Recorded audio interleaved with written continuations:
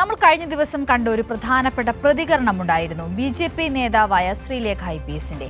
ഈ IPS എന്ന വാല് ഈ തെരഞ്ഞെടുപ്പ് പ്രചരണ വേളയിൽ ഉപയോഗിക്കാൻ പാടില്ല എന്ന തരത്തിലുള്ള ഒരു നിർദ്ദേശം കഴിഞ്ഞ ദിവസം തെരഞ്ഞെടുപ്പ് കമ്മീഷൻ പുറപ്പെടുവിച്ചതും നമ്മൾ കണ്ടു. എന്നാൽ തെരഞ്ഞെടുപ്പ് കമ്മീഷന്റെ ആ ഉത്തരവ് കാറ്റിൽ പറത്തി ശാസ്തമംഗലത്തെ NDA സ്ഥാനാർത്ഥി R. ശ്രീലേഖ ഈ പ്രചരണ രംഗത്ത് സജീവമാകുന്ന കാഴ്ചയാണ് നമുക്ക് കാണുവാൻ സാധിക്കുന്നത്. ചില പോസ്റ്ററുകൾ മാത്രം കറുത്ത മഷി ഉപയോഗിച്ച് മായ്ച്ചെങ്കിലും വാർഡിലെ പ്രധാന കേന്ദ്രങ്ങളിലെല്ലാം IPS എന്ന് രേഖപ്പെടുത്തിയ ഫ്ലെക്സ് ബോർഡുകളാണ് കാണുവാൻ സാധിക്കുന്നത്. മുൻ DGP കൂടിയായിരുന്ന വ്യക്തിയിൽ നിന്നും തന്നെ നിയമവ്യവസ്ഥയെ വെല്ലുവിളിക്കുന്ന നടപടികൾ ഉണ്ടാകുന്നു എന്ന ആക്ഷേപം ഇതോടെ ശക്തമാവുകയാണ്.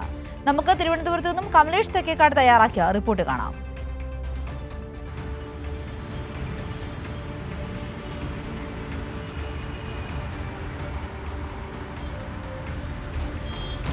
ഇത് ശാസ്തമംഗലം ജംഗ്ഷൻ. ഇനി ഈ കാണുന്നത് ഇതേ ജംഗ്ഷനിൽ NDAയുടെ സ്ഥാനാർത്ഥി R. ശ്രീലേഖ തെരഞ്ഞെടുപ്പ് കമ്മീഷന്റെ നിർദ്ദേശങ്ങൾക്ക് നൽകുന്ന പുല്ലുവിലയുടെ തെളിവ്.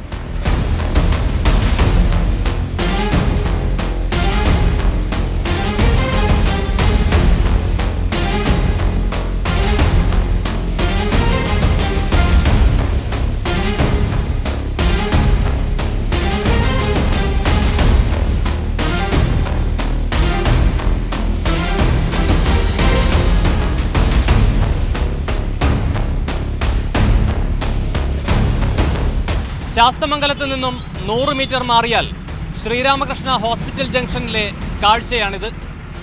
അധികാരത്തിൻ്റെ മത്ത് സ്ഥാനാർത്ഥിയുടെ പോസ്റ്ററിൽ നിന്ന് മാഞ്ഞുപോയിട്ടേയില്ല.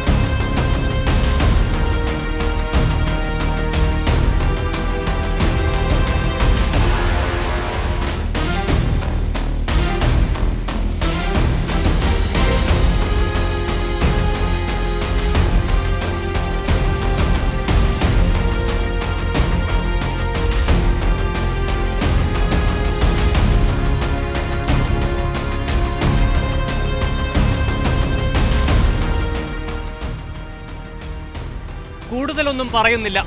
തെരഞ്ഞെടുപ്പ് കമ്മീഷനും മുകളിലാണോ ശാസ്തമംഗലത്തെ റിട്ടയർഡ് IPS എന്ന ഒരൊറ്റ ചോദ്യം മാത്രം.